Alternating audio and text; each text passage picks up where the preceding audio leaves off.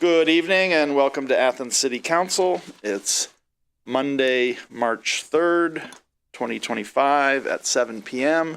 and we are in regular session tonight. I'd like to start by acknowledging that here in Athens County, we live and work on land initially settled and developed by earlier people, particularly the Shawnee and the Osage, and those identified through cultures commonly known as the Adena Hopewell and Fort Ancient.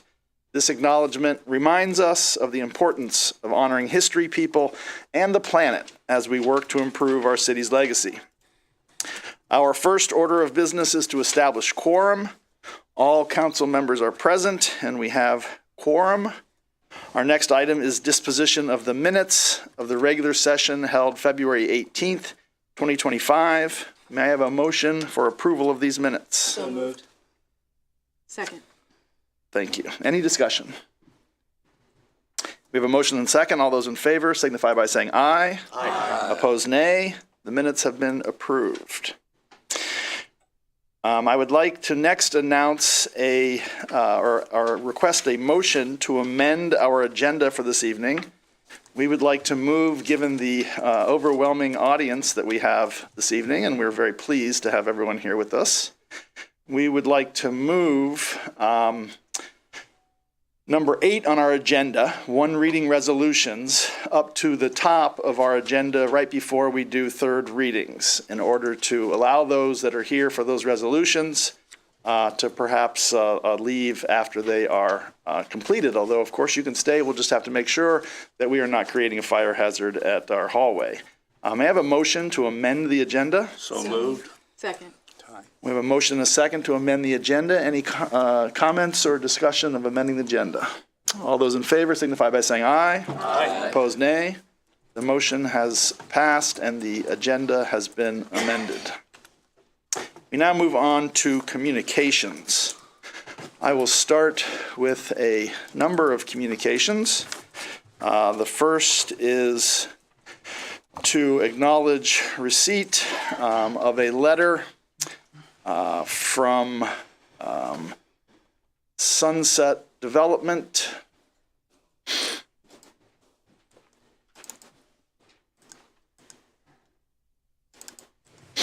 An investment LLC. This is regarding a new development called Avenel Crossing. And this purpose of the letter is to apprise City Council that this Sunset Development and Holdings Incorporated plans to be the managing member of a residential rental development located in or within a half-mile radius of our political jurisdiction.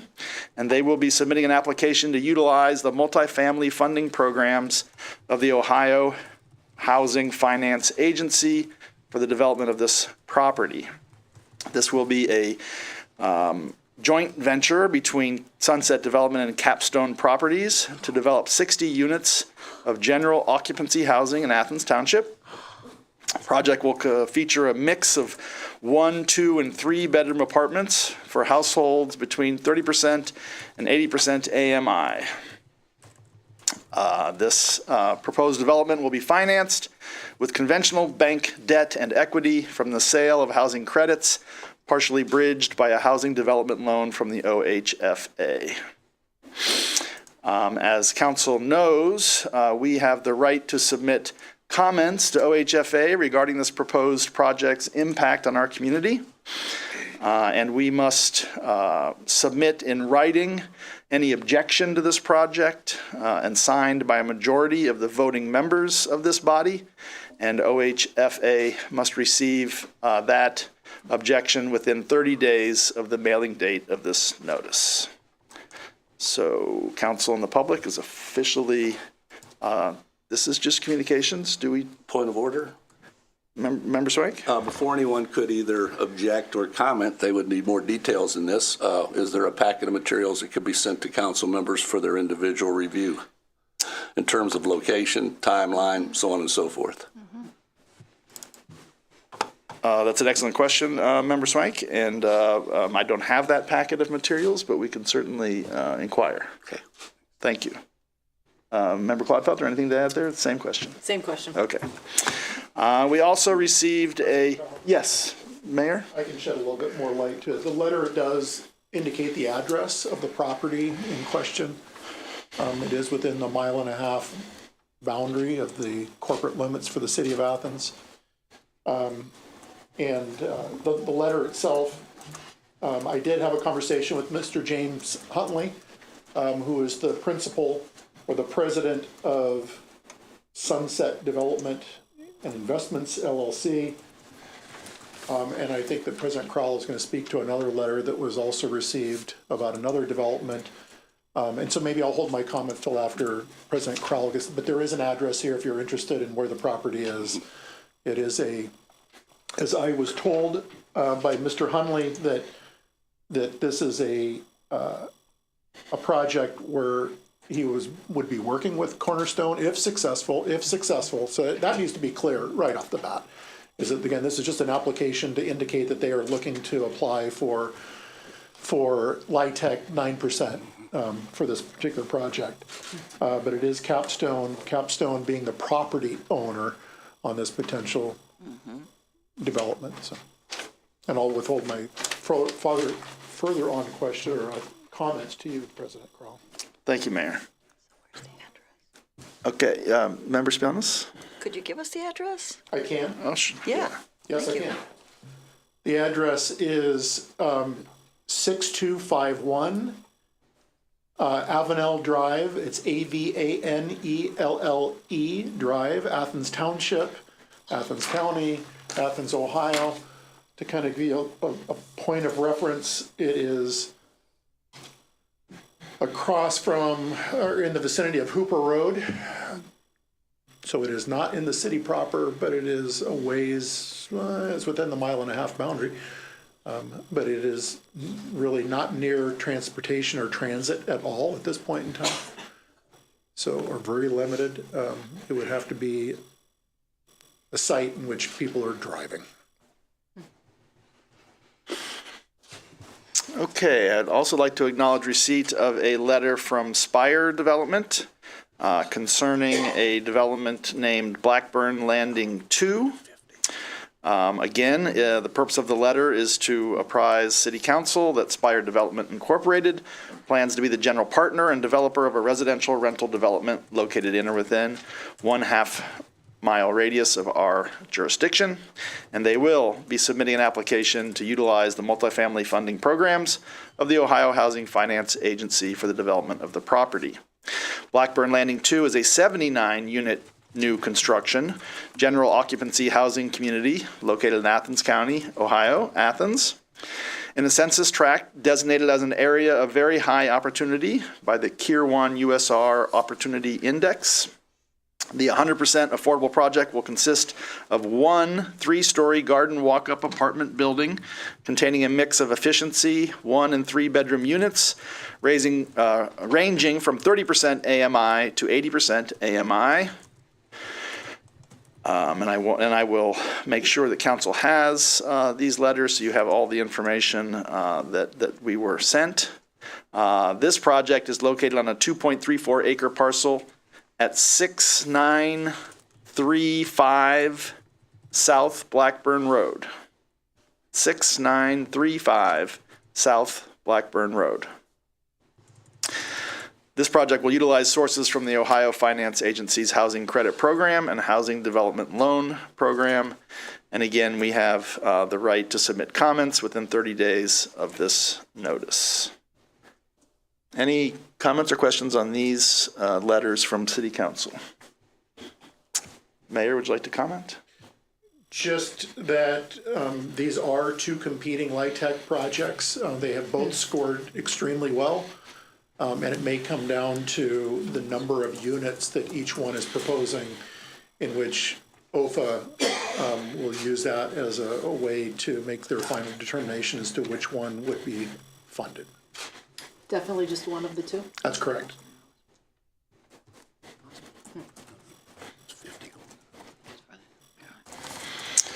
Okay. Yes, Member Clodfelter, May I ask the mayor a follow-up? please. Since only one of those two can be funded, is there anything that would preclude the non-chosen one from reapplying next year? Oh, no, could absolutely apply again in the future, and would likely do so, depending on who comes out the awardee on this. Okay, thank you. Okay, we have no other elected officials with us tonight.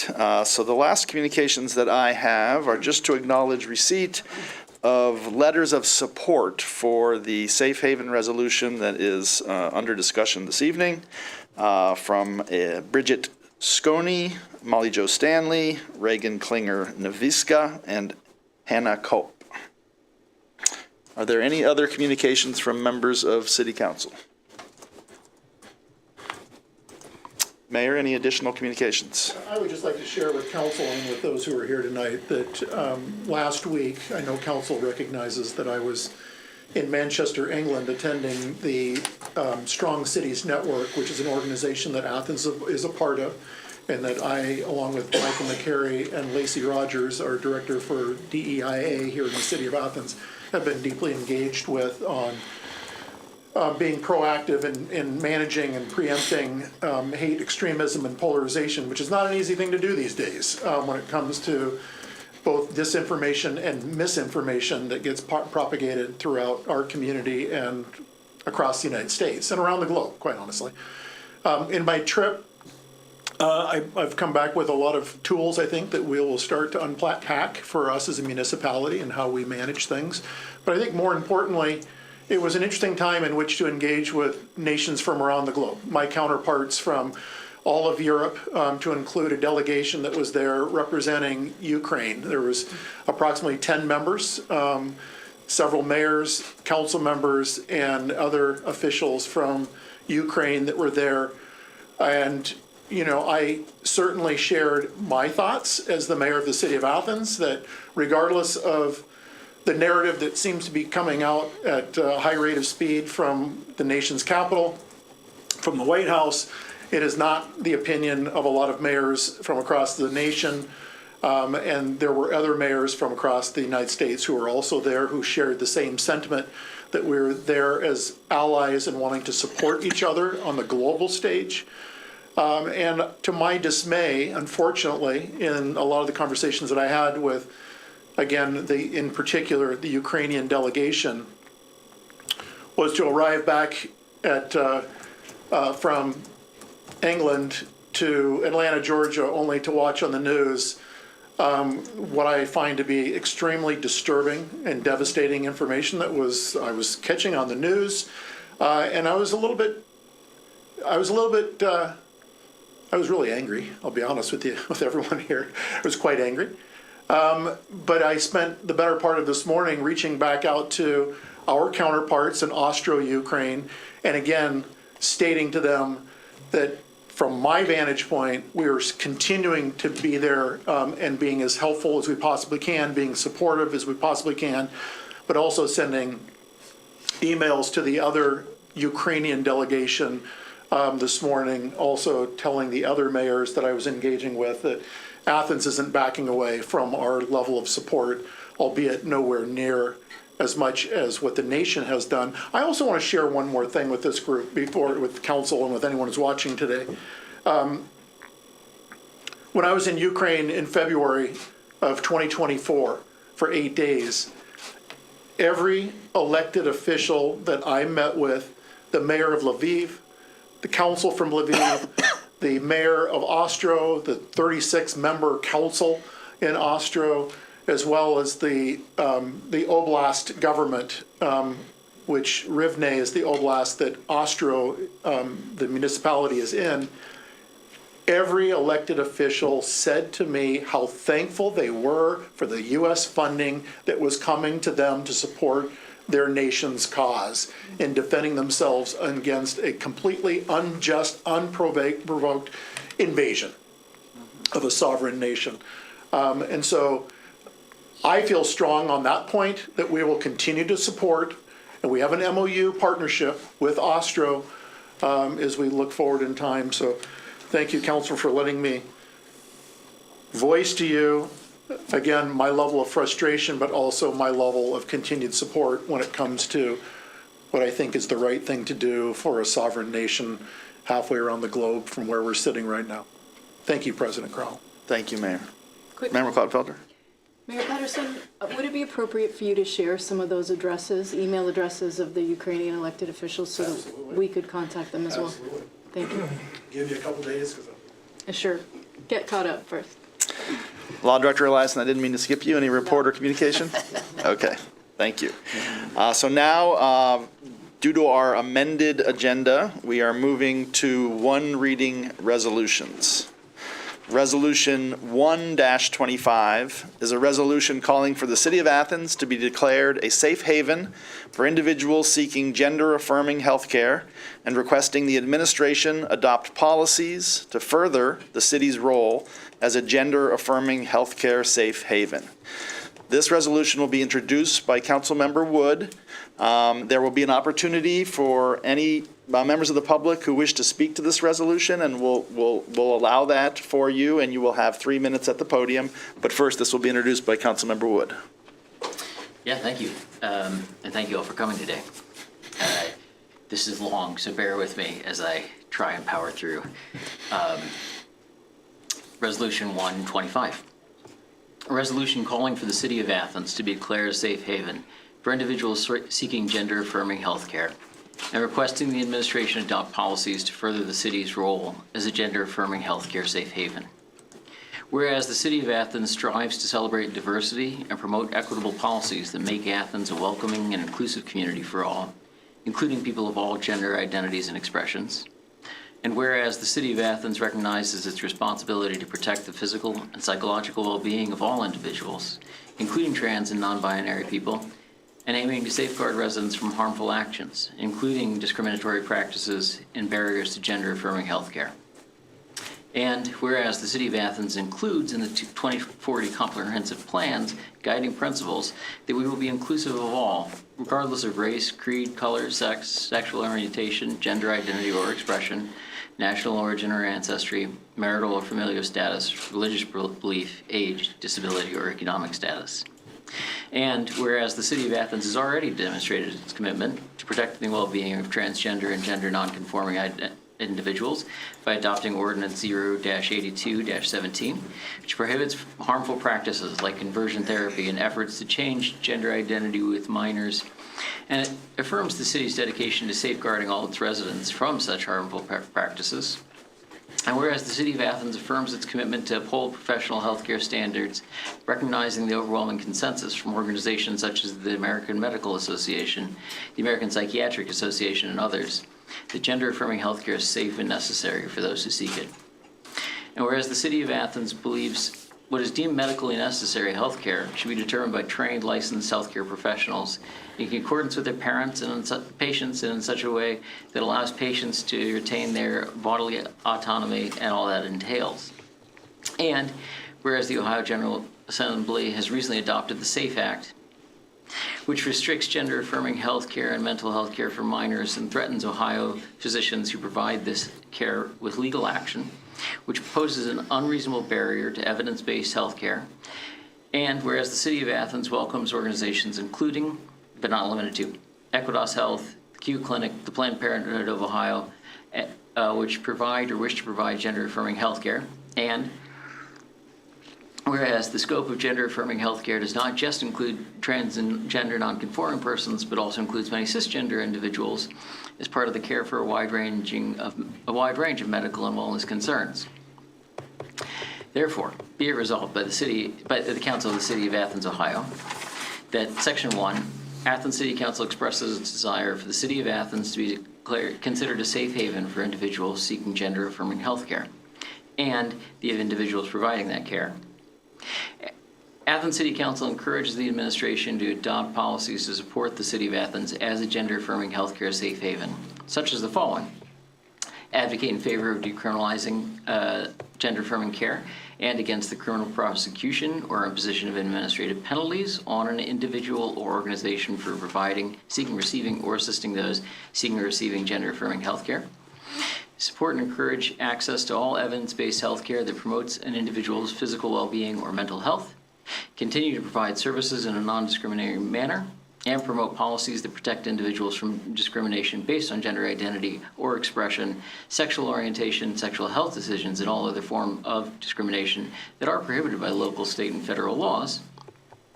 Support and encourage technologies and initiatives that seek to narrow access gaps to gender-affirming care, including telehealth, pop-up clinics, travel clinics, and informed consent. Promote efforts, informed consent clinics. Promote efforts that prioritize addressing current and potential threats to the safety and rights of the LGBTQIA+ residents of the city of Athens.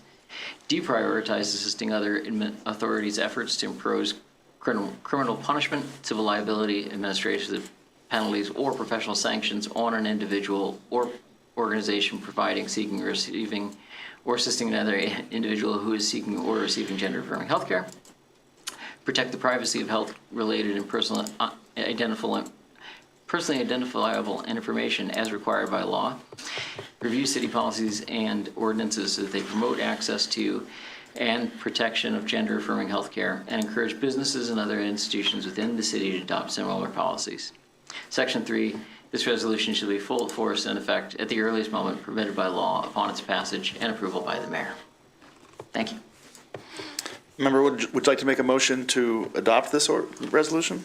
It would be my honor to, yeah. Second. We have a motion and a second for approval. Are there any comments or questions from city council members? Member Wood? Not to filibuster, but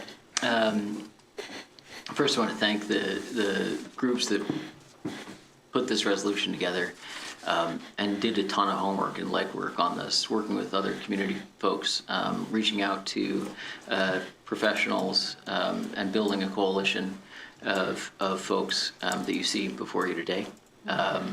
I really respect that work that they did and shepherding this forward, and so all credit to them for doing this, and to the folks here to speak today. I'm really proud to get to do this, introduce this resolution. Again, as noted, we have done in the past really strong, bold resolutions, under the when Mayor Patterson was on council, to prevent harmful things such as conversion therapy. And so we have a track record of that, and I think this is a great continuation of that tradition. And so I thank them for bringing it forward. I thank you all for coming, and yeah, I look forward to hearing what folks think. Thank you, Member Wood. Any other council members? Member McCary, please. Thank you. I second the appreciation that Member Wood has expressed for those who contributed to this, and to Member Wood for bringing it forward. And I recognize that many of the folks who are here today to speak are likely in favor of this, which is really powerful and important. And I have not heard from anyone who has asked us not to move forward with this, but I recognize that there are individuals who sometimes feel that the overwhelming support of an initiative like this means that they are intimidated to come out against such a resolution. So I do want to offer myself as an educational resource for those individuals who are confused about why this is so important. You can reach out to me and I'll be happy to connect you with those resources. Thank you, Member McCary. Any elected officials? Law Director Eliason? Any comments? Not at this point. Thank you. City Administration, Mayor Patterson? All I'm going to say is I hope council votes in the affirmative on this so I can hurry up and sign it into law. Excellent. We will now be opening this up to audience members, members of the public, to come to the podium. Anybody who wishes, just approach the podium and give us your name and your address and whether you represent a group, and you will have 3 minutes.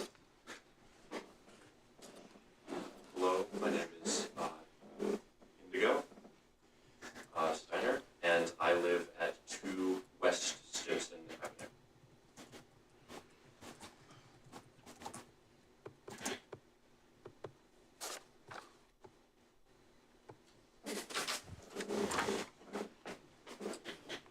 I wanted to speak here tonight to emphasize just how special of a town Athens is for our area. I have spent my whole life in Southeast Ohio, but moving here specifically has been one of the best things to ever happen to me. I grew up in Logan, which physically is not very far from here, but is radically different in so many respects. Despite the lack of outward queer community in the area, I knew that I was transgender well before I was an adult, young enough that I should have been able to get the health care I needed when I needed it. Unfortunately for me, that care simply wasn't available in Logan. So I couldn't get it until coming here. That's why this is the voice that you hear today telling you this information. It's not the voice I would like to have, and it's not the voice I would have if I had access to gender-affirming care when I knew that I needed it. Moving to Athens and subsequently getting access to gender-affirming care has drastically changed my life for the better. My self-confidence, my quality of life have dramatically increased. But still, every time I speak with a voice that does not feel like my own. That's an experience which, if you haven't lived it, you genuinely can't imagine it. I'm assuming, for instance, that most of you don't understand what it is like to go out in public and whisper to your friends or family to speak on your behalf because you don't feel safe opening your lips around those you don't know and trust. I'm assuming most of you don't know the experience of being told as a child, "My, what a deep voice you have," and all you're hearing is "you ran out of time." The fact that there is a place here in Southeast Ohio where this care is available is a wonderful, amazing thing, but it's also in jeopardy under the current national administration. Access to gender-affirming care, especially young people's access to gender-affirming care, is vital. I beg you all to take the appropriate measures to protect this care from those who would seek to deny it, from those who need it. Thank you.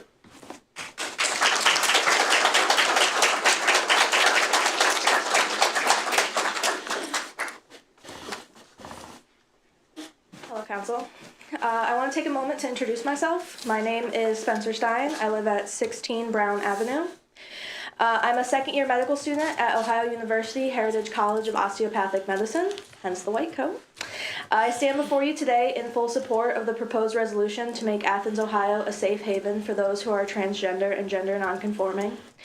Before we can discuss the importance of access to gender-affirming health care, we must understand what all it encompasses. According to the U.S. Department of Health and Human Services, gender-affirming care is a supportive form of health care.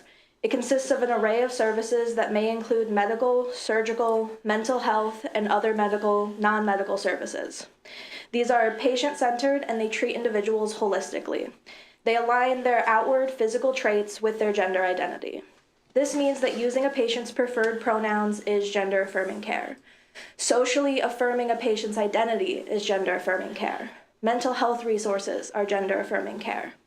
Hormone replacement therapy, puberty blockers, and surgery are all gender-affirming care. This care is not limited to those who are transgender, but applies to those who are cisgender as well. Why is this so important to us? The Williams Institute at UCLA School of Law finds that 81% of transgender adults in the U.S. have thought about suicide. 42% of transgender adults have attempted it, and 56% have engaged in non-suicidal self-injury over their lifetimes. I am standing before you today not only as a medical student desperate to ensure fair and equitable access to health care, but as a transgender person seeking to be more than just another statistic. Gender-affirming healthcare saves lives. This was the conclusion drawn by the National Institute of Health, the American Medical Association, Columbia University, University of Washington, the ACLU, the Trevor Project, Planned Parenthood, the American Academy of Medical Colleges, and many more accredited institutions. I'm not really sure why they had to do all that research when any trans person could have simply told you that. We all have our own personal stories, struggles, and triumphs. Each one of us has sought gender-affirming care in one way or another, and we all have our own history of being denied that care. We are seeking a place where we do not have to enter a doctor's office with fear or apprehension, but instead confidence that we can be respected as human beings. You have the opportunity to make the city of Athens a safe refuge for those who are struggling, to lift up not just your citizens, but an entire community of people. I implore you to support this resolution. In doing so, you'll be saving many lives and enshrining access to healthcare as a core community value. Thank you for your time.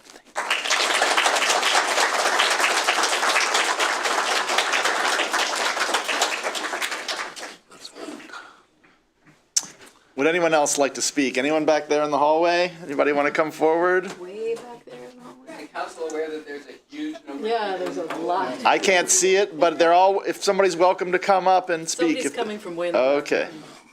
As long as we have an access road for our, All right. Hello, Council. My name is Eric LeMay. I live at 7002 Brown Road. And like you, I've taken tremendous heart from the young people who have done the work to put this together. And so I'm up here to just simply add that it is not only young people. I am 54 years old and a non-binary person. And what I also would like to add is just a simple fact. We're your neighbors. We're your neighbors.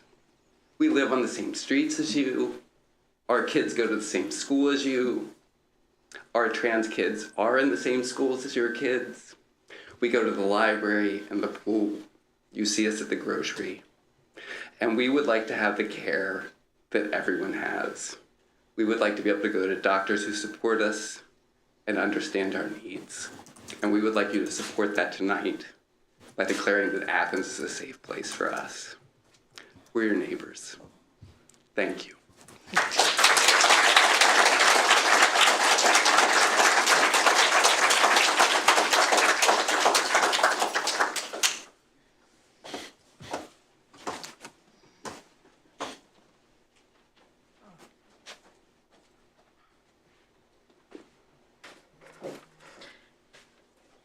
Good evening, council members. Thank you, Councilmember Wood, for introducing this resolution.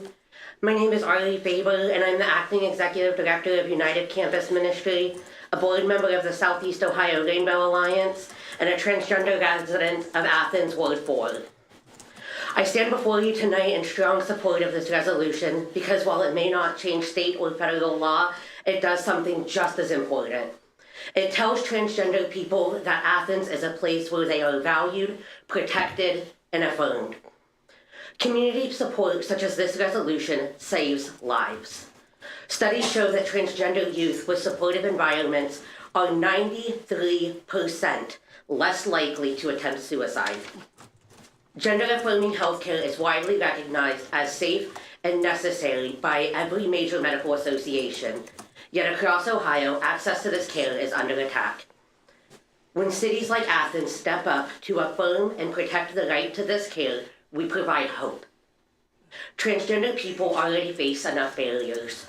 Whether it's discriminatory policies, lack of access to medical care, or a fear of violence, by declaring Athens a safe haven, we are saying to our transgender neighbors, you belong here.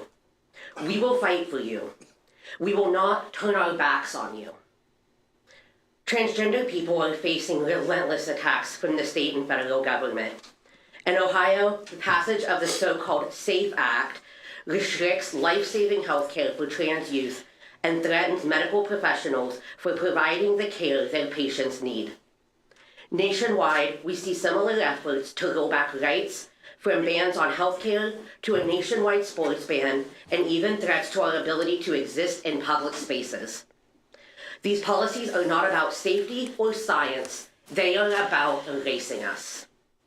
In moments like this, it is critical for communities to stand up and say, we will not be complicit. Athens must be a place where transgender people know we are safe, supported, and free to live our lives without fear. This resolution is a declaration that even as higher levels of government seek to strip away our rights, Athens will not turn our backs on us. I highly encourage you to vote yes. Thank you all.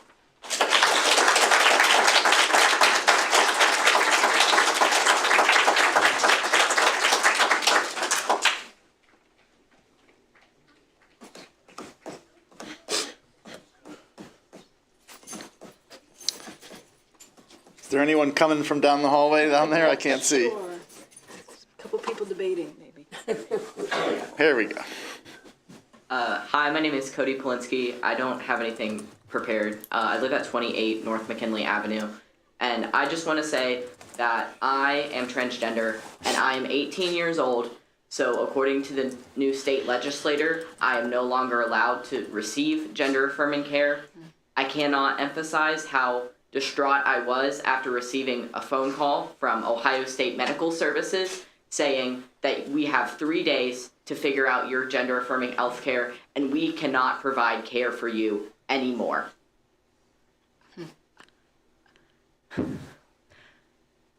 I am privileged enough to stand before you today saying that I will still continue to get access to my gender affirming care because I was lucky enough to be born at just the right moment where I could still continue to get it and still continue to be supported under the current state law. It is hard for me to emphasize how difficult it is to know something about yourself for a relatively long period of your life. You know, I'm only 18. But knowing something about yourself and having the entire world saying that you need to wait, that it is not true, and that is not how you were made. I came to Ohio University. I came to Athens for the same reasons that a lot of people did, to find an accepting community.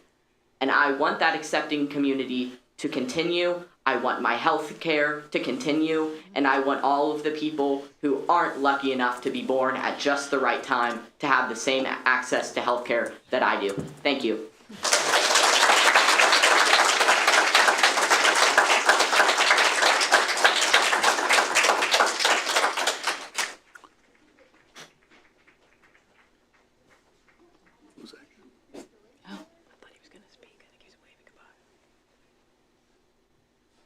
Yeah.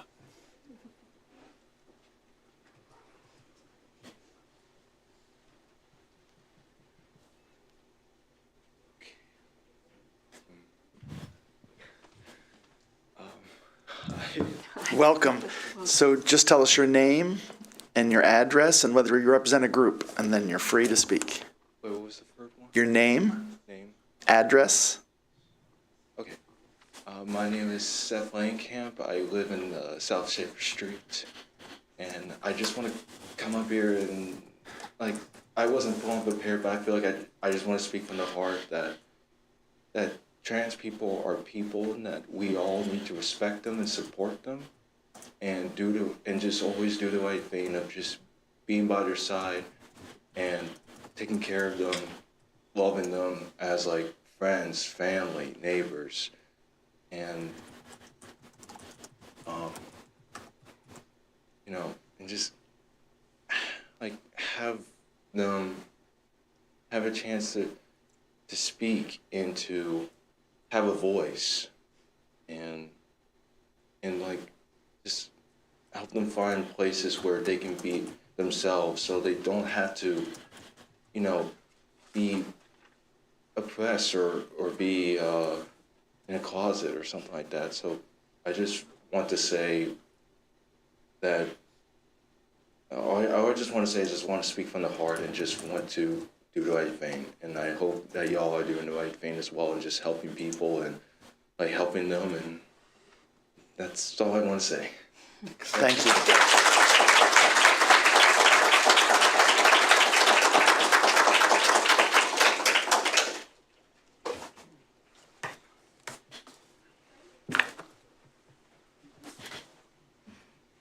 Hello, my name is Luca G. I live at 58 East Green Drive. I just wanted to speak as someone who is transgender and gender nonconforming, but also as someone who has received gender affirming care for their sex assigned at birth. I have unfortunately encountered some health problems that have made me essentially experience menopause before I'm even 20.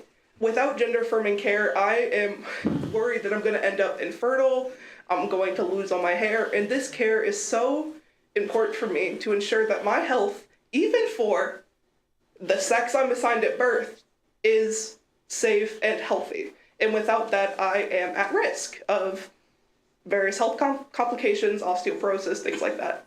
And also, I am transgender, and although I haven't received gender affirming care for that, I have witnessed how that saves lives. That has saved all of my best friends' lives, essentially.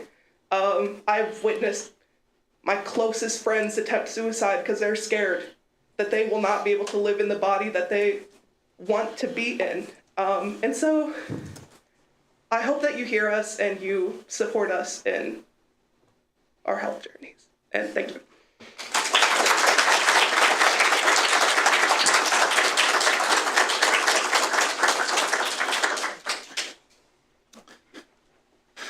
So we are almost at the 15 minutes of time that we allot for certain subjects, but I'm willing to extend that time if there are others who would like to speak.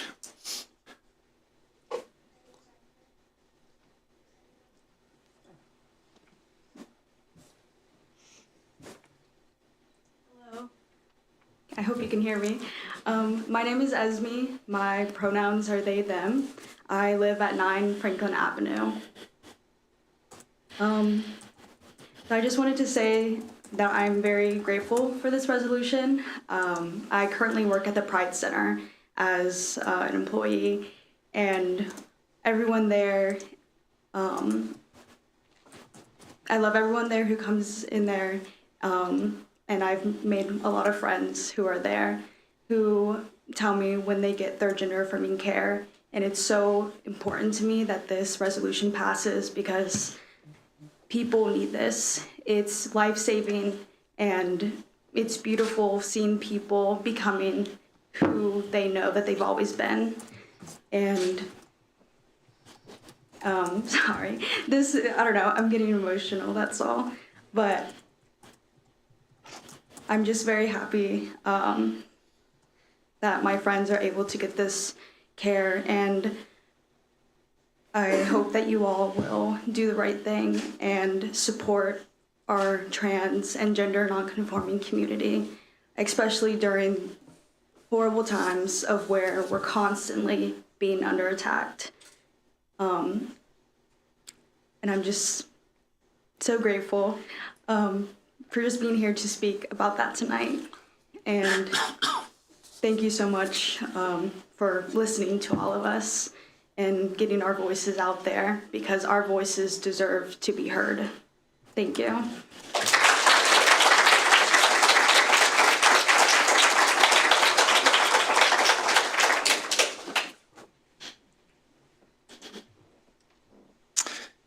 Anyone else in this room or in the hallway?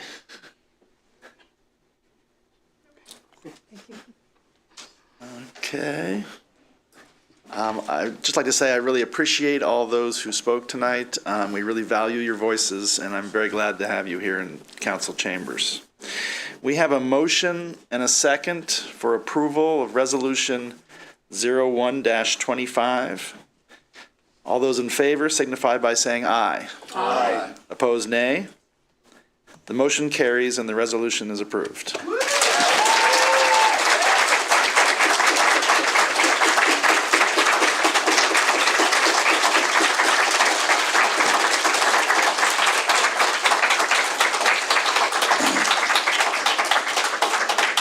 Quick point of order, we do have a very exciting resolution about tax-exempt bonds that's coming up next, but if you would like to make your way out, if you don't want to stay for that exciting discussion, please do so. We'll give you a few minutes to leave the room. And thank you for coming. Please come back.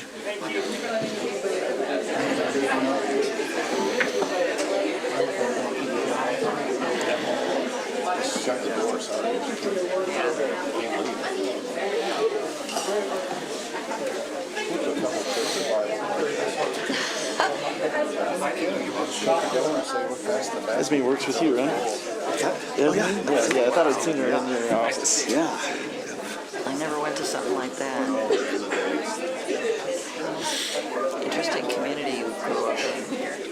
Yeah, well, rather strange extended It'd make you laugh with some of the lines.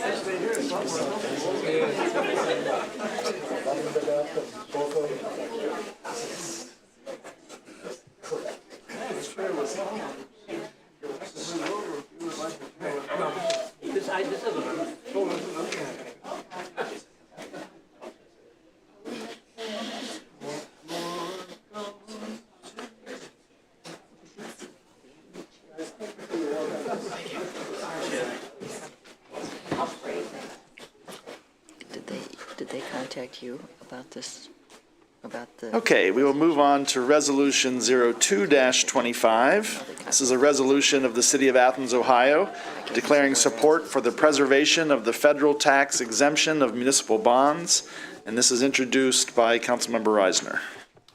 Thank you, Mr. President. Allow me to read the resolution, then I'll make a motion.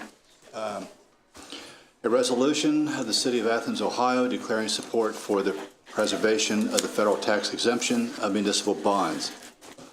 Whereas the tax-exempt municipal bond market is a widely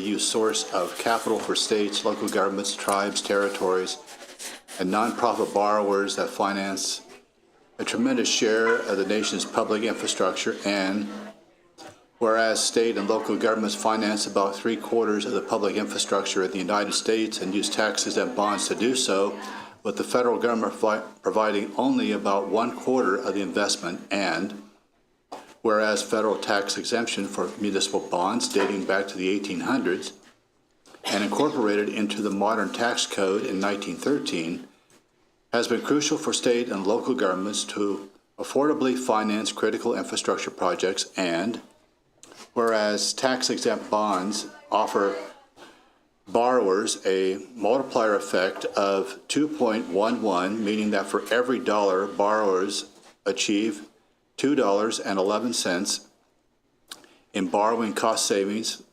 thereby demonstrating the efficiency and effectiveness of this exemption in facilitating infrastructure investment. And whereas tax-exempt bonds provide for essential infrastructure projects such as roads, bridges, utilities, broadband, water, sewer, and hospitals, which are vital to the health and well-being of our communities, such that without such bonds, the borrowing costs would be more expensive, thereby causing an increase in taxes and fees that would place an undue burden on the taxpayer. Now, therefore, be it resolved by the Council of the City of Athens, Ohio, Section 1, tax-exempt bonds have been used by the City of Athens in funding the building of our community center, the widening of East State Street corridor, upgrading our wastewater treatment plant, and more recently, the building of our municipal pool and new fire station headquarters. Section 2, Athens City Code hereby encourages the Ohio Congressional Delegation to assist the City of Athens, Ohio, by preserving the tax-exempt status of municipal bonds, supporting and ensuring the protection of the federal tax exemption of municipal bonds. Section 3, the Clerk of Council was hereby directed to transmit a copy of this resolution to Congressman Troy Balderson and U.S. Senators John Husted and Bernie Moreno. Section 4, the ordinance shall be in effect and full force upon passage and approval by the mayor. I'd like to make a motion that we adopt R02-25. Second. Thank you, Member Eisner. I made light of this resolution, and it is also very, very important in a very different way. We have a motion and a second for approval of Resolution 02-25. Are there any comments or questions from City Council members? Member Swank. Certainly in support of this. I would be interested in hearing from the mayor, though, in talking with your colleagues around the state. Is this something that other municipalities are doing also? Absolutely. Absolutely. You think about the cost of a major project in any municipality, but I would default back to Athens, of course. And you start looking at those infrastructure projects that we engage in, it's going to increase the cost of that project by as much as 20% looking forward. And that's the point in here about taxpayer dollars, because where's that going to come from? Taxpayers. So you're correct in that I'm hearing this from the Ohio Municipal League, I'm hearing it from the Ohio Mayor's Alliance, I'm hearing it from the Mayor's Partnership for Progress, that they too are all in alignment where this is wrong. This has been on the books since 1913, and used since the 1860s, I believe, as a tool that helps municipalities when it comes to big projects. Thank you. Member Spielness? Yeah, okay, so I am just shocked that this has even come to as a discussion.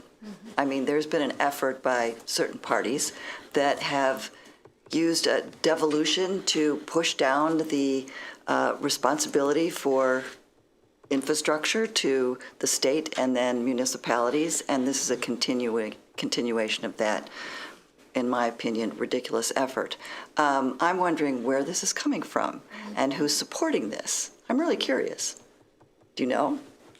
I do not. I mean, I can get that information for you as to where this is coming from, but I think we can all guess where it's coming from, but I will reserve my comments. I can get you some information, but I would encourage council to pass this resolution this evening in light of that information coming, likely tomorrow or Wednesday. Well, I, to say the least, support this and vehemently support this, so, yeah. Thank you, Member Spionis. Any other council members speaking in this resolution? City officials? Back to the administration. Anything additional to add, Mayor? Please pass it. Okay, we have a motion and a second to approve Resolution 02-25. All those in favor signify, I'm sorry, audience members, I didn't give you a chance to speak to this resolution. If you would like 3 minutes, you may come to the podium. Okay, thank you. We have a motion and a second. All those in favor signify by saying aye. Aye. Opposed, nay. The motion carries and the resolution is approved. We will now move on to ordinances for third reading. Ordinance 14-25 is an ordinance authorizing the annual purchase of water softening salt for the water treatment plant, introduced by Councilmember McCary. Thank you, President Crowell. This is an annual purchase, very important for those of you who care about our quality of our drinking water and our pipes not getting all clogged up with minerals. So if we just pull up for the full formal reading. Thanks. Whereas, nope, it's the wrong one.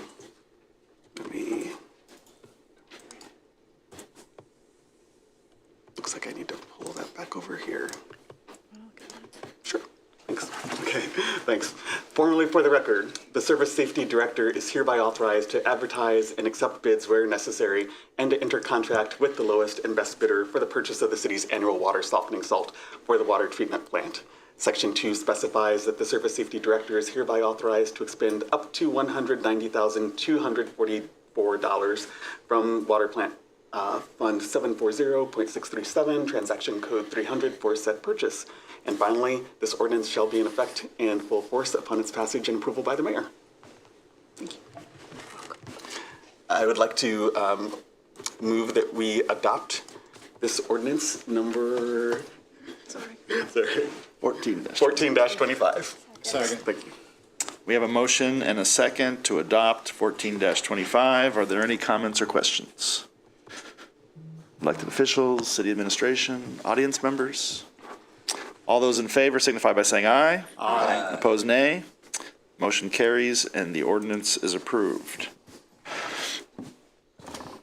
Ordinance 16-25 is an ordinance authorizing compensation for the recently promoted diversion program coordinator in municipal court at a rate in accordance with Ordinance 117-24, the non-union personnel fringe benefits package, Section 22, promotion, introduced by Councilmember Reisner.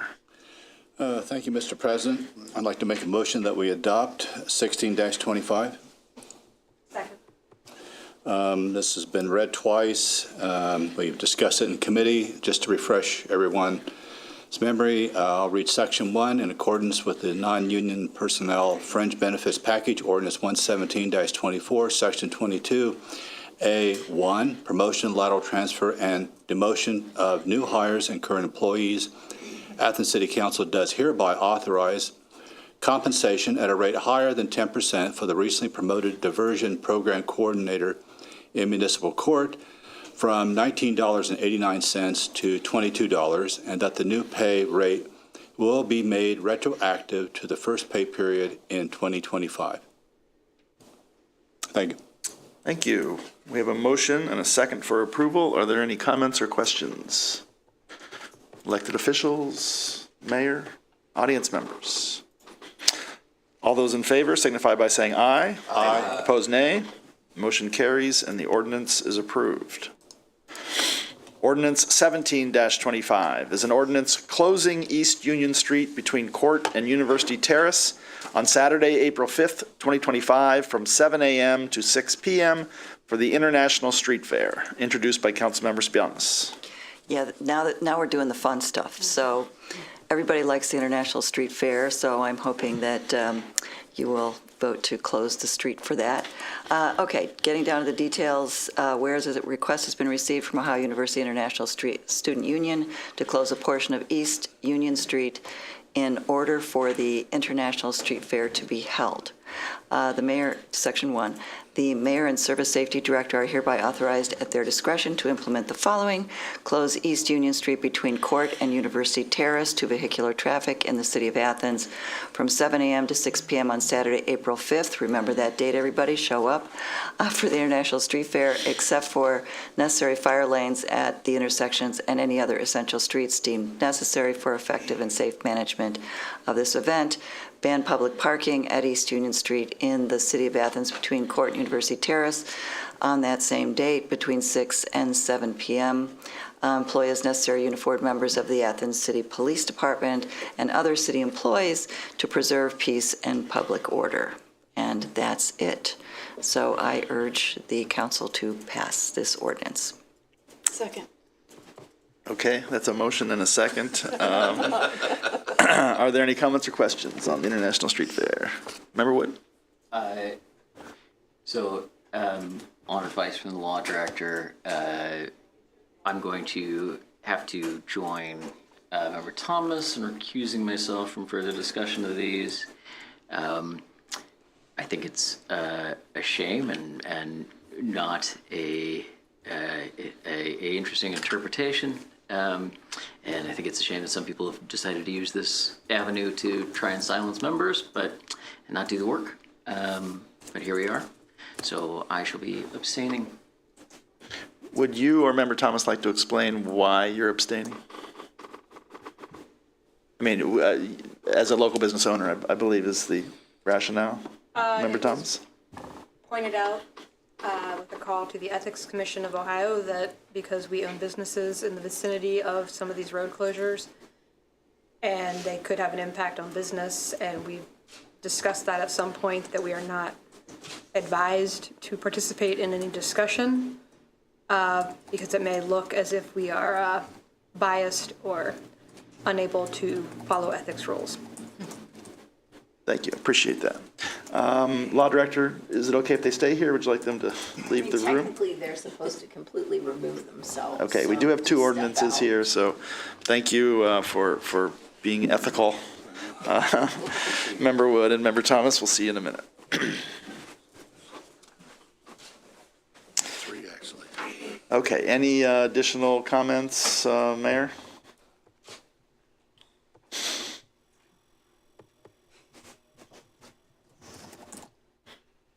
Yes, I would like to add, and this is just communications that I've had with business owners in the uptown area in particular, and when there is a street closing for said events, that it actually, more often than not, has a negative impact on their business as opposed to a positive impact on their business. So just wanting to get that out there so that it's duly noted. I certainly understand the frustration coming from Councilmember Wood, as well as the perceived frustration coming from Councilmember Thomas as well. But I also am very familiar with the advisement, or at least the opinion, I shouldn't say advisement, the opinion that comes from the Ohio Ethics Commission when it comes to said issues. Thank you, Mayor. Any comments from the public on this issue? Please come forward to the podium. Let us know your name and your address and whether you represent a group, and you may have 3 minutes. My name's Sam Booth. I live at 258 West State Street, and just wanted to make the comment, love the street fair. And given your trip to Ukraine, the idea may be want to honor Ukraine and have the name of the street fair in honor of the country this year. Just a thought. Thank you, Mr. Booth. That is a very good thought. We don't run the event, but we can certainly pass that along to the International Student Union. Any other comments from the audience? Seeing none, all those in favor of adopting 17-25, signify by saying aye. Aye. Opposed, nay. Motion carries, and the ordinance is adopted. Ordinance 18-25 is an ordinance suspending the enforcement of Athens City Code Chapter 11.04, vending, peddling, and soliciting, to allow vending in a designated area during the International Street Fair, introduced by Councilmember Spianis. Yes, well, as you all know who have attended the International Street Fair, and if you haven't, please go. We need to have vending, peddling, and soliciting in order to, have a street fair. So this is pretty straightforward stuff. Section 1, the enforcement of Athens City Code Chapter 11.04, vending, peddling, and soliciting is hereby suspended as follows on Saturday, April 5th, 2025, from 7 a.m. to 6 p.m. to allow vending in the designated International Street Fair street closure area and determined appropriate by the administration. Section 2, prospective vendors shall register their name, address, and items to be vended with the Code Enforcement Office on or before 2 business days prior to the listed events by 2 p.m. Vendors shall be entitled to vending spots on a first-come, first-served basis as determined by the Code Enforcement Office. Vendors must comply with all rules and regulations established by the Office of Code Enforcement. Section 3, vending shall be subject to the following. Those vendors currently holding a license to vend on East Union Street shall be allowed to continue to operate at a time and location determined by the Service Safety Director and the event organizer. A fee of $25 per vendor and food license permit from the Athens City County Health Department shall be established for all others per trailer and paid to the City of Athens Code Enforcement Office, and any such additional administrative rules and regulations as may be established by the Service Safety Director. And that's about it. So I move that we get this passed. Second. We have a motion and a second to adopt ordinance 18-25. Any comments or questions from City Council Member Swank? I should have commented on this on the last ordinance, but it just dawned on me, and this is more informational than anything. If there are any other requests, and this came to us as a request from the Ohio University International Student Union, if there are going to be any other requests for street closures this year, council is going to need at least 5 weeks' notice. Because with only 5 members now, if it comes to us last minute, there's not a thing we can do about it because we don't have the requisite votes to suspend the rules. So this is Transportation Committee, and I will defer to Member Spellness on this. But just as a thought, there's going to be no last minute requests this year because we can't approve it. We don't have enough votes to suspend the rules to expedite a request. So I'd say that and share that with our Transportation Committee Chair. Thank you for bringing that up, Member Swank. Any other comments from City Council? Elected officials? Administration? Audience members? Seeing none, all those in favor of adopting 18-25 signify by saying aye. Aye. Opposed, nay. Motion carries and the ordinance is approved. We now move on to ordinances for second reading. I will read the title and then check to see if there are any comments or questions. Ordinance 8-25 is an ordinance authorizing the Service Safety Director to advertise and accept bids where necessary and enter into contract for construction of the rehabilitation of the Stimson Avenue Bridge, amending the 2025 appropriation ordinance 115-24 and ordinance 30-24, authorizing engineering services for said project number 358. And this is introduced by Councilmember Spianis. Sorry, I started reading without your... It was exciting. It was Stimson Avenue Ordinance 8-25. Any comments or questions on 8-25? Yes, this has been discussed actually several times now. There have been several changes because of the cost of reconstructing, renovating a bridge. So the prices have gone up, and so we're asking, the administration is asking to suspend the rules so that we can get a bid out, so we can get this thing done, because this has lingered quite a bit. So I probably should read this the changes one more time, if everybody thinks that's a good idea. and then if I'd like to put in a motion to suspend the rules and then see if we can pass it tonight. Okay? All right. The changes are Section 3, Section 2 of Section 3.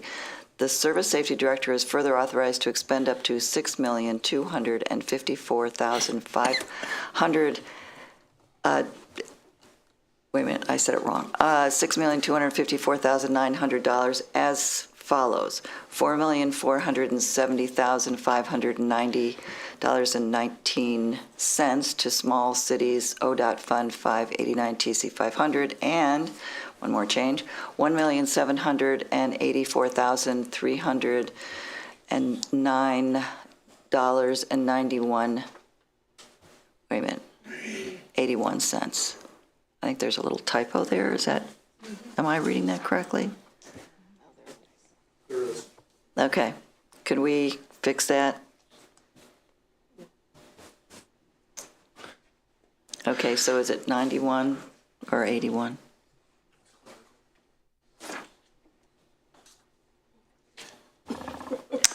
Clerical members be on this, and so we'll make sure we have the right, whether it's 81 or Okay. 91. We'll make sure we have the Okay, right. but so I can, The mayor says it's 91, so you can go ahead okay. and use 91. Okay, so it is Thank you. 91.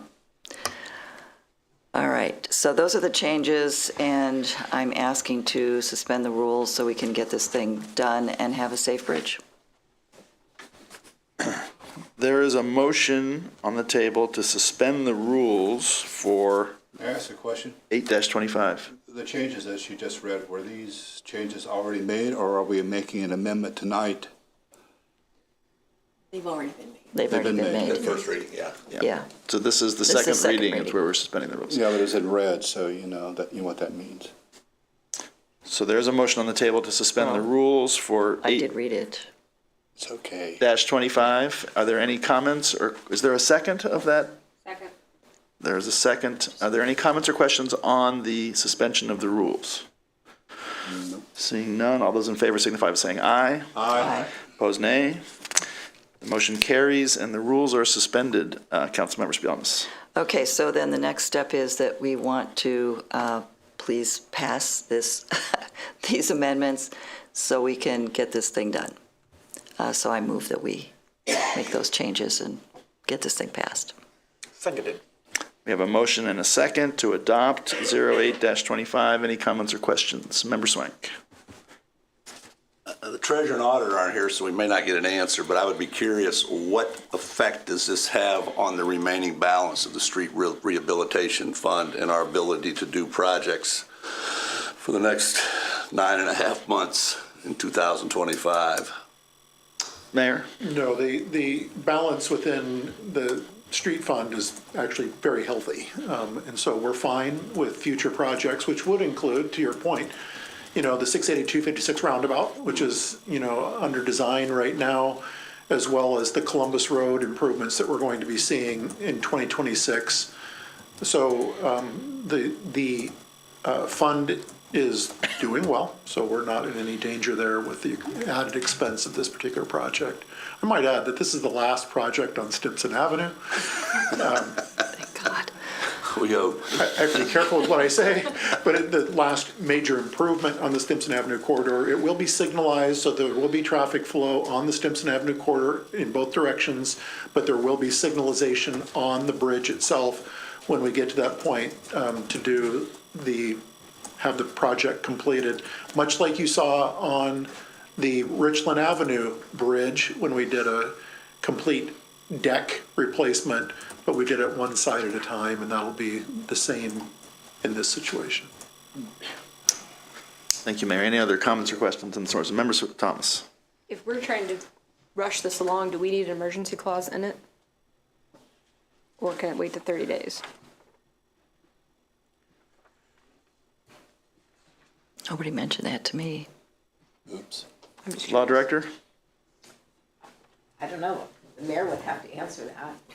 If it needs an emergency clause, it would have to be amended then. Yeah, we would likely need to amend yet again to include, you're just amending to include an emergency clause so that we can get this moving right now, as opposed to waiting out 30 days.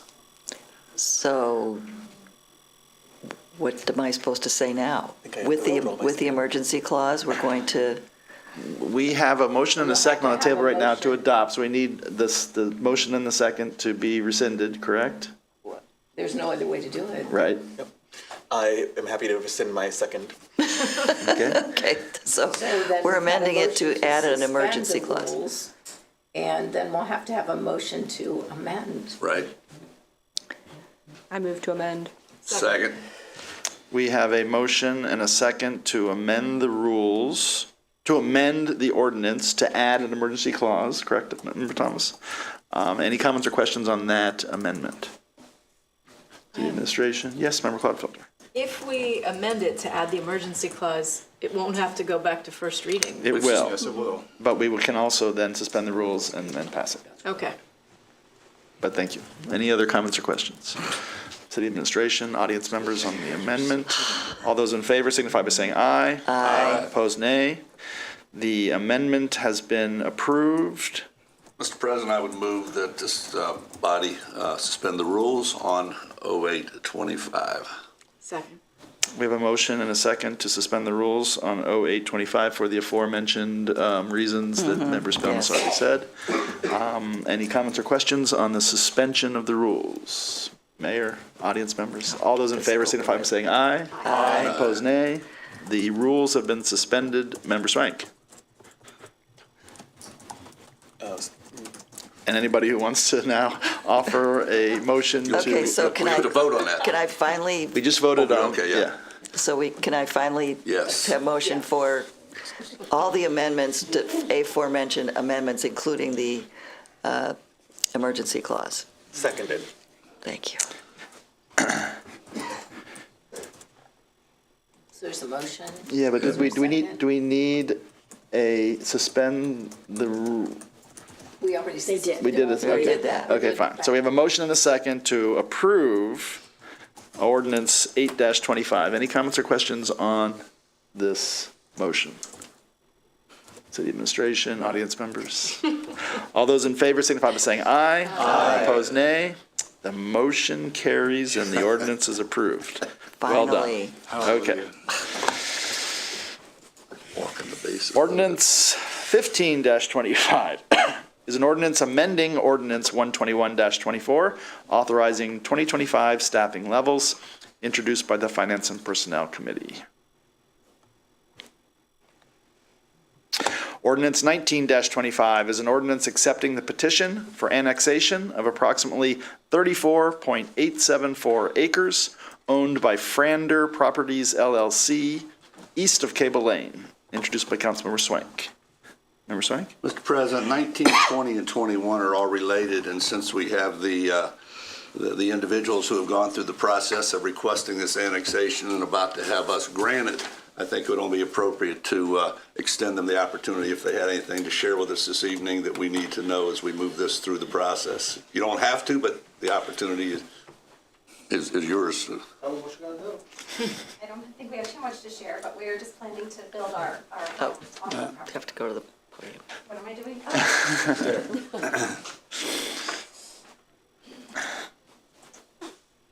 have to introduce myself. Please. I'm Betsy Frangiola, and I currently live in Los Angeles, but I'm in the property, I'm moving back to Ohio, to Athens, and we plan to build our future home on this property.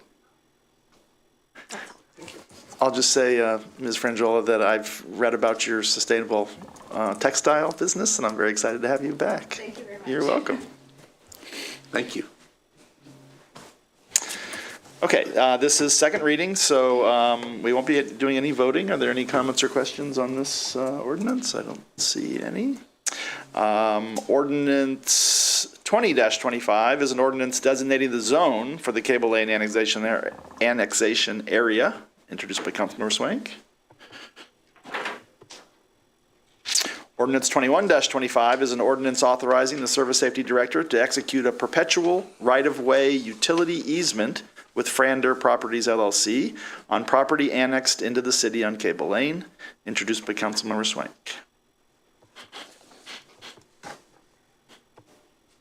Ordinance 23-25 is an ordinance amending the 2025 appropriation ordinance 115-24, introduced by Councilmember Reisner.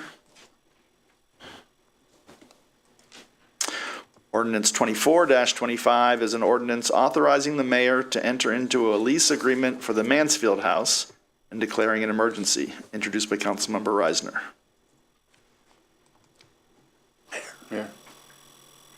President Crowell, I respectfully ask the council to suspend the rules and vote on this tonight. It does have an emergency clause in it, so once passed by council, it goes into effect.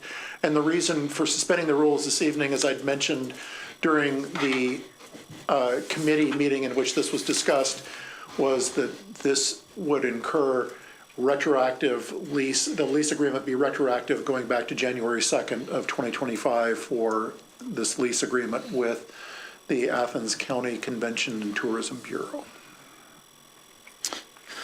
Mr. President, I'd like to make a motion that we suspend the rules for this ordinance and for the reasons stated by the mayor. Second. We have a motion and a second to suspend the rules for 24-25. Any comments or questions on the suspension? All those in favor signify by saying aye. Aye. Opposed, nay. The rules have been suspended. Member Reisner. Thank you, Mr. President. I'd like to make a motion that we adopt 24-25. Second. We have a motion and a second to adopt 24-25. Are there any comments or questions from City Council Member Swank? Just some communication I forgot to give earlier, and this is probably for the mayor. This Saturday at 10 o'clock, a group of Athens High School students will be meeting with representatives of Project Plant to plan the exterior plantings of the Mansfield House in the month of April. I forgot to say that during communications. Excellent. Any other comments or questions from the mayor, city, public? All those in favor of adopting 24-25 signify by saying aye. Aye. Opposed, nay. The motion carries and the ordinance is adopted. We now move on to ordinances for first reading. Ordinance 25-25 is an ordinance granting a special right-of-way use permit at 145 Grosvenor Street for construction of a wooden fence that crosses an unused city alleyway, introduced by Councilmember Swank. As we discussed last week in committee, the applicant at 145 Grosvenor has requested the 7-year easement across an alleyway to nowhere. We showed the pictures. It goes up to the hill and then disappears. It's going to improve the property, and the good part about this is this was a former rental property that has now been returned to a single-family home, which we certainly desperately need in Athens. So those are the particulars of a rather routine matter where the applicant went through the process described by code. I do have a comment. Yes, please. I was watching last week, and members of this had a question about the upkeep of that area, and the language here, section 3, says the permit's subject to certain conditions, and one of which is owners shall be responsible for the maintenance and upkeep of said right-of-way. And there's also a hold harmless, that the city will be held harmless from any damage, any claims which might result. And they're also required to provide insurance, proof of insurance. So. Thank you, Law Director. Any other comments or questions from city council members or the mayor or the public?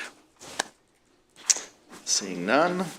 Ordinance 26-25 is an ordinance amending the 2025 appropriation ordinance 115-24 and amending ordinance 127-23, authorizing design, construction, and construction engineering of the Dairy Lane Stagecoach Sewer as part of the City-County Sewer Expansion Project, number 317, introduced by Councilmember McCary. Thank you, President Crowell. This has been discussed in committee as a necessary allocation of additional funds for the completion of the city-county sewer expansion.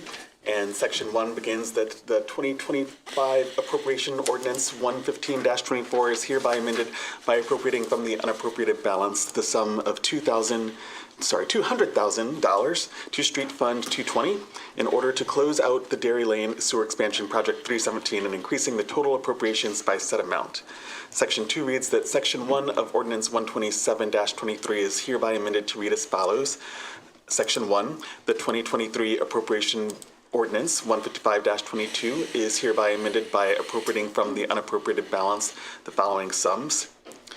$85,000 to Street Fund 220 for sidewalk design and construction, $1,306,306 to Water Fund 740 for water line construction, construction engineering, and contingency, $4,994,495 to Sewer Fund 750 for sewer easement construction, construction engineering, and loan fee, and increasing the total appropriations by said amounts.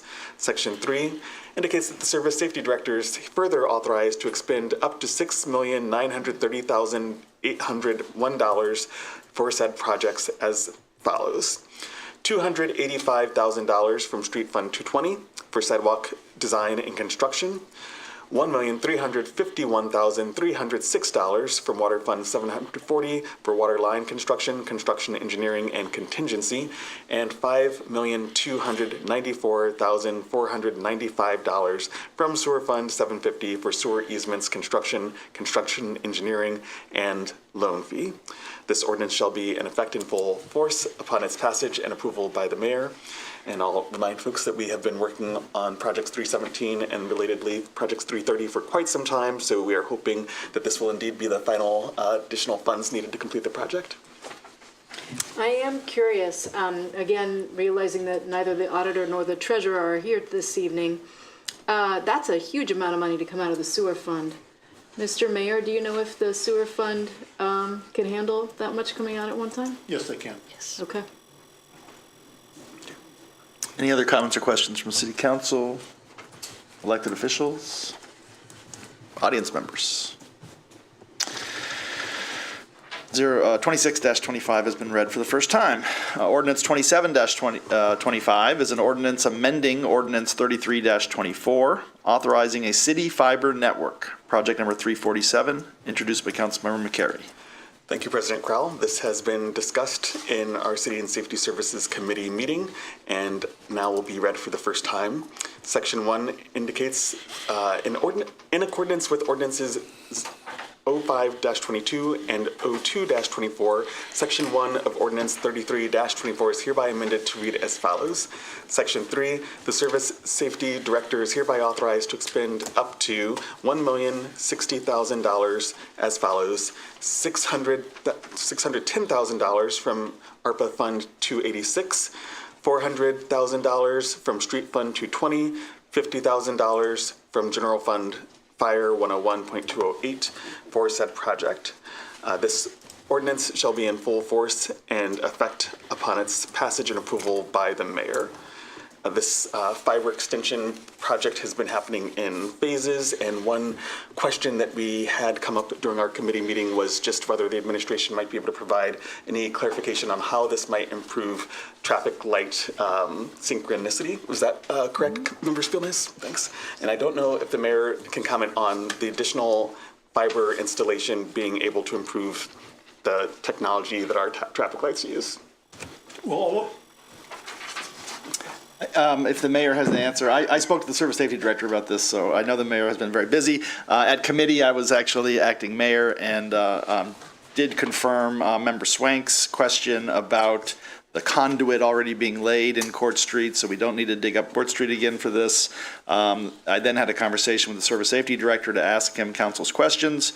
There is one point where Court and President Street come together. There'll have to be a little bit of digging at that intersection in order, I think, to make the turn to go down Richland Avenue.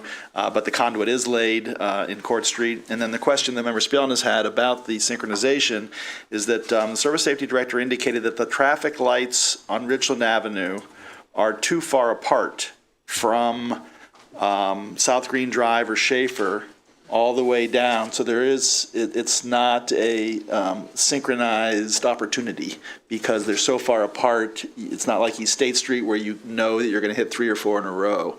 So he said it would not be part of that project, but it was an excellent question. Thank you for that. Sorry, Mayor, is there something else you wanted to add? I think I mentioned this to council when this came up in committee, and that is that or at some point, We have down at the Richland Avenue roundabout, there are antiquated cameras up there that are traffic monitoring cameras. They are not license plate readers or anything like that. But they are, we do use those to monitor traffic flow on the Richland Avenue roundabout. And so part of this project will to be allowing for two pair to be used with the cameras, putting new cameras in down there as well, which is much needed. Those cameras, so often aren't even working, which is unfortunate. That's how old they are. It was a 2006 project. Camera technology, as you all know, has just skyrocketed since that point in time. So it'll be making not only the signalization, which is a priority, but also the cameras that we have on the Stimson or the Richland Avenue roundabout to finally have upgraded cameras and using the fiber optics to get that signal to dispatch. Thank you, Mayor. Any additional questions or comments on this ordinance from the public? Thank you. Ordinance 27-25 has been read for the first time. And finally, Ordinance 28-25 is an ordinance authorizing all actions necessary to accept the Northeast Ohio Public Energy Council, NOPEC, 2025 Energized Community Grant Funds, introduced by Councilmember Reisner. Thank you, Mr. President. Allow me to read. Whereas the City of Athens is a member of the Northeast Ohio Public Energy Council, NOPEC, and is eligible for one or more NOPEC Energized Community NEC grants for 2025 as provided for in the NEC Grant Program Guidelines, and whereas NEC grants are intended to be used by member communities for energy efficiency or energy infrastructure projects, and whereas the City of Athens has previously entered into grant agreements with NOPEC, Inc. to receive one or more NEC grants. Be it ordained by the City of Athens, County of Athens, and the State of Ohio, Section 1, the Council of the City of Athens finds and determines that it is in the best interest of the city to accept said grants and hereby authorize the mayor to enter into a 2025 NOPEC Energized Community NEC grant agreement, a copy of which is attached hereto and incorporated herein by reference. Section 2, the City Council finds and determines that all formal actions of the City Council concerning and relating to the passage of this ordinance were taken in open meetings of the City Council, and that all deliberations of the City Council and of any of its committees that result in said formal actions were in meetings open to the public in compliance with the law. Section 3, the ordinance shall be in full force and effective upon its passage and approval by the mayor. It's been read for the first time. Thank you, Member Reisner. Any comments or questions on this ordinance? Member Clodfelder. Just one. In the spirit of this being open to the public, is it possible to say what the city's goal is with this NOPEC funding this year for what it would be used? I can, if I may. Please. The plan this year is to use this NOPEC grant to buy electric lawn maintenance equipment, lawnmowers, weed whackers, leaf blowers for use in our 2 cemeteries, keeping things nice and peacefully quiet for those who are interned there.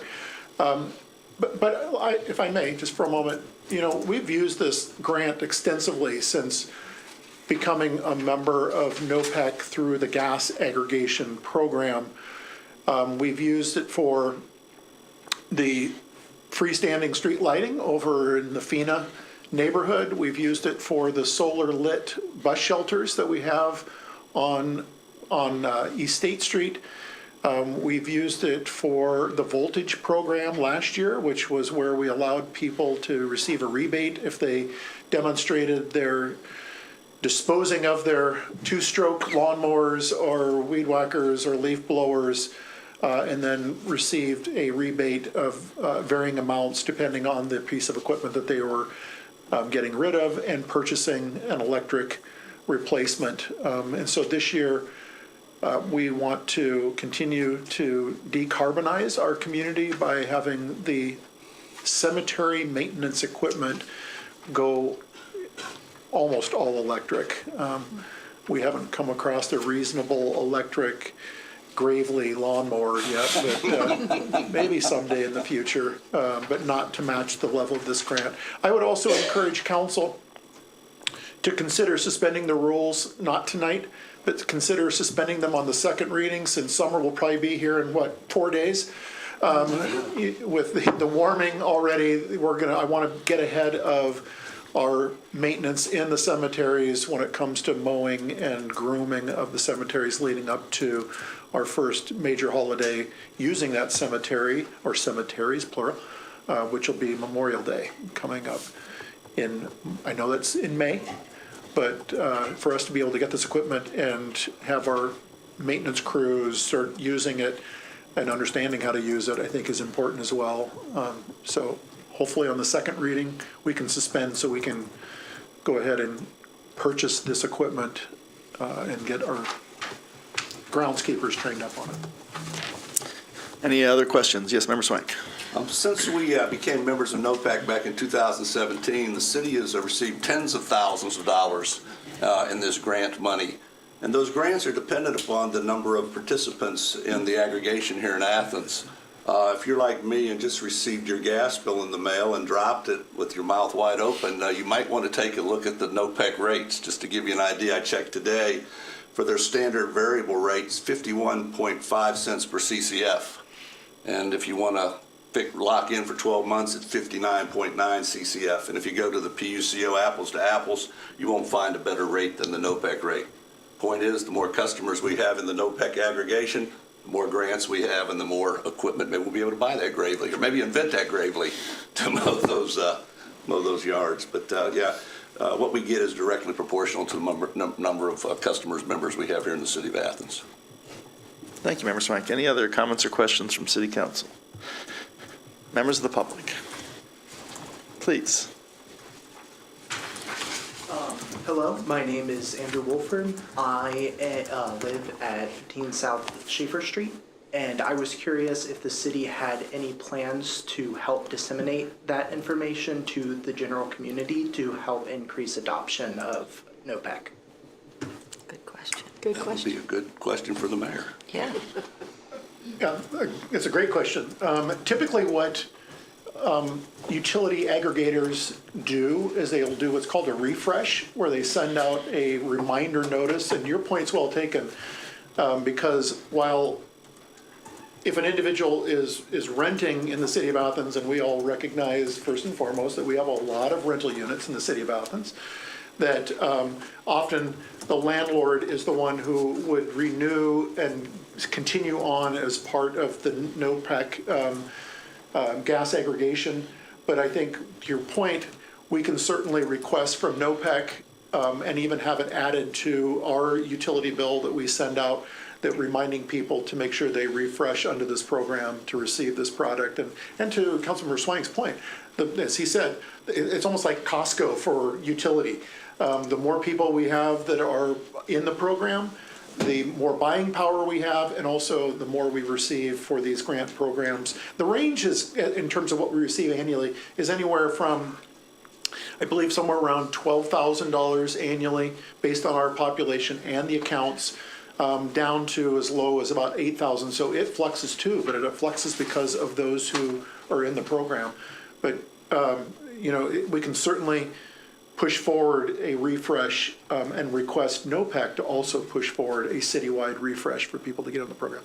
And then just a follow up on that, who would be responsible for funding the distribution of that information if there's any materials like papers or mail required for that?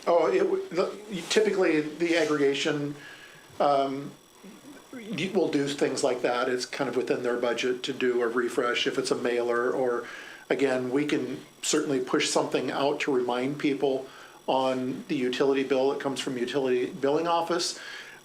It's sad, but it's true. How many people actually read that little blank line where we can add information to it?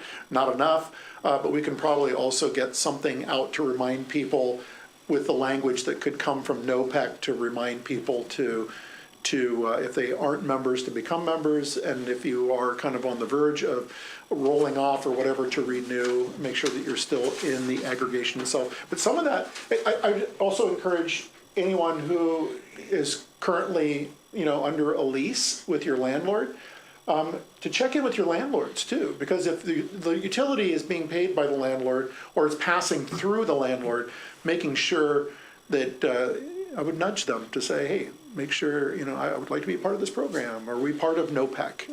And you can kind of work things that way. But I think what's typical is that the renter is paying the utility bill is coming directly to them, but that's not always the case.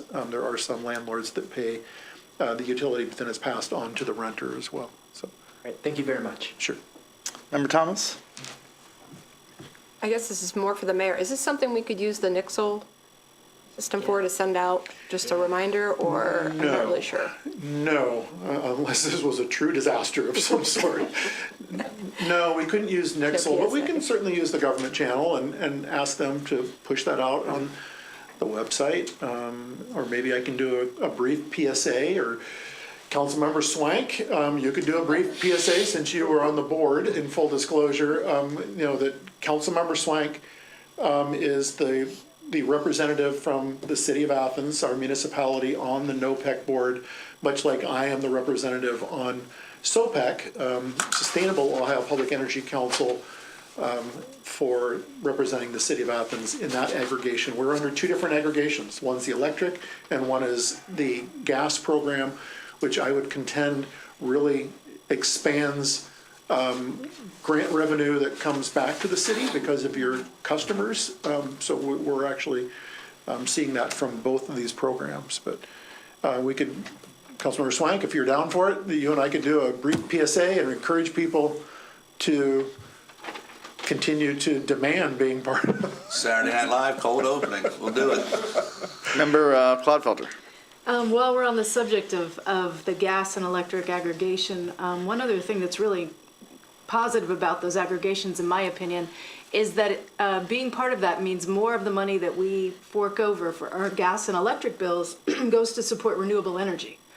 It's a really green thing to be part of, and the fact that the city gets money back from it to do more green things here is just great. Any other council? Oh, yeah. Just a point of clarification, your great point, Councilmember Clodfelder. Currently, the renewable is coming from SOPEC, and it's from the electric. It's 100%. It has been since 2016, which is something that our citizens, I believe, are very much in favor of, paying a little bit extra to have that renewable energy coming from what it is currently coming from, which is WinRex from Texas. There are out there green and blue products in the gas aggregation world. I'm not 100% sure whether NOPEC has a green or blue gas option in their portfolio. Councilmember Swank, I don't know if you have any intel on that or not. I can find out next meeting. That'd be great. Yeah. But to your point, yeah, at least on the electric side, it is a 100% renewable within the city of Athens for those who are members of SOPEC. Okay, anybody any else from the audience? Okay, ordinance 28-25 has been read for the first time. We now move on to announcements and other business. May I have a motion to accept the January 2025 financial reports? So moved. Second. We have a motion and a second to accept those reports. Any comments or questions? All those in favor signify by saying aye. Aye. Opposed, nay.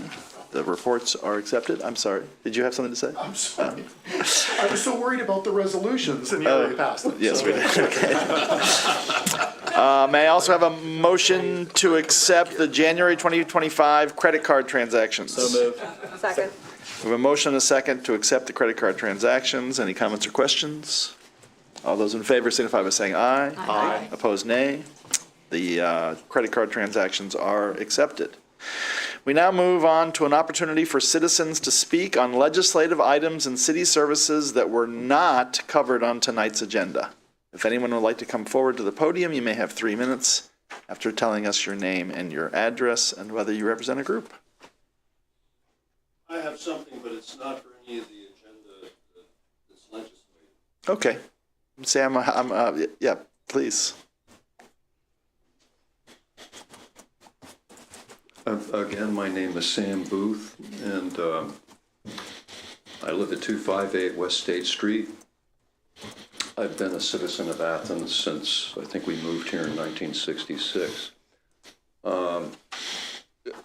First thing I want to say to your opening on the Native Americans and the tribute to them, we run the Hopewell Road Rally, which benefits that history here, and wanted to applaud the mayor's trip to Ukraine and all of that.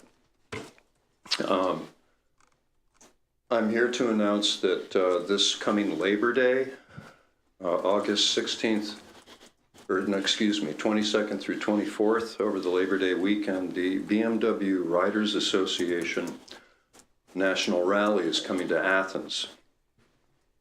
And there are 2 organizations in the United States that cover BMW motorcyclists. The BMW Motorcycle Owners of America, which is the larger organization, usually about 6,000 or 7,000 attend that rally. And the Riders Association, which is its cousin, so to speak, is more around the 2,000 to 3,000. So the MOA can't come to small towns like Athens, but the RA does, and that's one of the advantages of that club. And last October, they came down, the RA board is from Texas, Georgia, up in New England, and they all converged on Athens. There was a meeting with the 19-member fair board at the fairgrounds, and there was a deal done, contract signed, and the lease. And the rally is already probably 2/3 planned.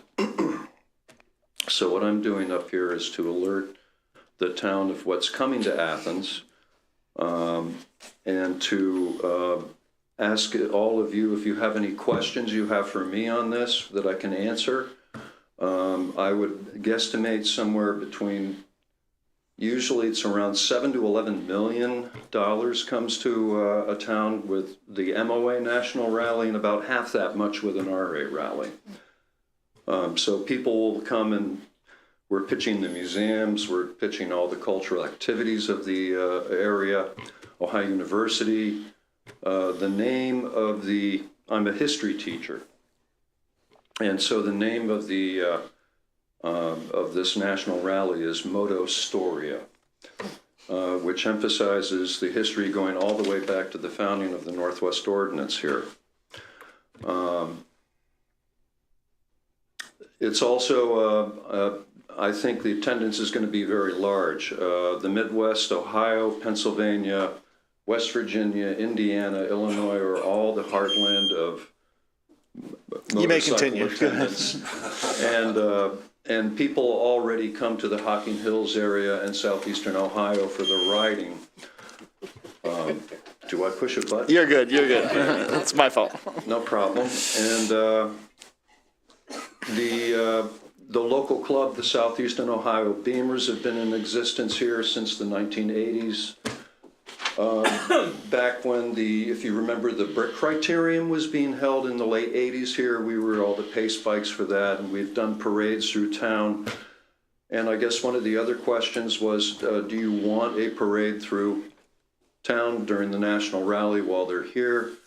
And to Mr. Swank of the 4th Ward, we will be applying for a block party a few hours uptown, maybe on a Thursday or Saturday night, for all the people to come up and park and meet the town of Athens. Quick question for you. Yeah, please, Member Swank. You said Labor Day, but then you threw out some August dates. So I did. I'm sorry. I'm a little nervous. I'm fearless in front of my students. But, yes, it'll be Labor Day weekend, right at the end of August. Okay. Yeah, please. No, the reason I said, when you said those August days, I'm thinking, oh my goodness, that's Ohio University. Well, we planned it for, it's one day extra of travel for the motorcyclists. OU is not having a game that weekend. Right. So all the hotels are open, and it seemed perfect for the whole thing. Well, your friends may want to make those reservations soon, because, well, if you're talking about 3,000 to 4,000 people, we don't have that many hotel rooms. You have well over, last time I checked, over 6,000 Airbnbs in this area for rent, and we've actually gotten contracts with all the hotels and the block rooms already. Fabulous. Great. All that's taken care of. That was taken care of right before Christmas. Great. Yeah. And Mr. Booth, I'm assuming that you're working with, or the Athens County Convention and Visitors Bureau, and Member Thomas might be able to, knows all about this? And Yes, the Windy Nine folks. okay, right, because they're doing this every year, pretty much. Yes, the Windy Nine folks have shown up at the RA National rallies. They were there at the last one, which was held up in Maine. All these are held at a different location across the United States, so it won't be here next year. Excellent. Thank you for letting us know. Okay. Appreciate it. Yeah, Mayor? Mr. Booth and I spoke earlier, and I did communicate this with Chief Magruder, because as you may know, a parade permit, runs through the police department itself, and they had indicated that, as long as the application's filled out and all that stuff, I think it's a $25 parade permit with the rolling stops with our police department, that we're fine with that if it were to be in the uptown area or something of that nature, which is just, that's fine. It's something that we often do for parades. I also left you all with a copy of the magazine, and if you check the back cover, there's a huge advertisement. Excellent. Good night to all of you. Thank you. Thank you. There it is for the public. Okay, we will have any other comments from the public? Okay, we will have committee meetings next Monday night, so anyone with items, please get those to Clerk Walker by Wednesday. Any other announcements or other business from council? Okay, I'll take a motion to adjourn the meeting. So move. Second. All those in favor? Aye. We are adjourned at 8:47. Thank you all for coming this evening. Oh, the journalism students know we'll linger if you have additional questions.